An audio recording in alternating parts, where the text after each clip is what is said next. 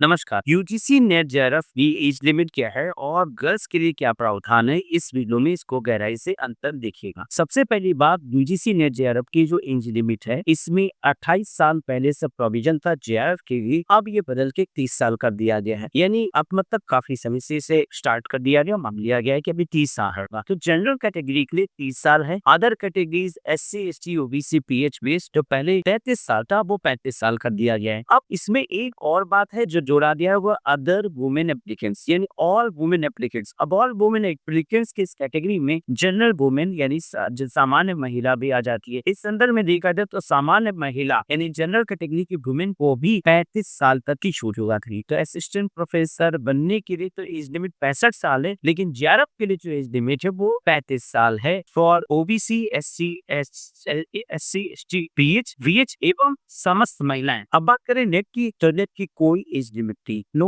अपर age limit. आप मरने वाले दिन तक अप्लाई कर सकते हो, उसके लिए कोई एज लिमिट नहीं है। ये क्वालिफिकेशन है जो आप धारण कर सकते हो। नेट और जेआरएफ में सिर्फ इतना अंतर है कि नेट में हाई मेरिट आने पे जेआरएफ मिलता है, उसके बाद आपको पीएचडी स्कॉलरशिप के लिए आप अप्लाई करते हो। यदि आप पीएचडी कर रहे हो तो स्कॉलरशिप मिलता है। अच्छे से ये बात समझ में आ गई होगी। तो अभी तक जो भी बच्चे ये बात मानते रहे हैं कि एज लिमिट के पॉइंट ऑफ से उनकी एज ज्यादा है या कम है, तो वो अपनी एज को इसके आधार कैलकुलेट करने। जनरल बॉयज की ही एज लिमिट 30 साल, बाकी अदर समस्त कैटेगरी और वुमेन्स सभी 35 साल तक जेआरएफ के लिए अप्लाई कर सकते हैं। नेट के लिए कोई एज लिमिट नहीं है।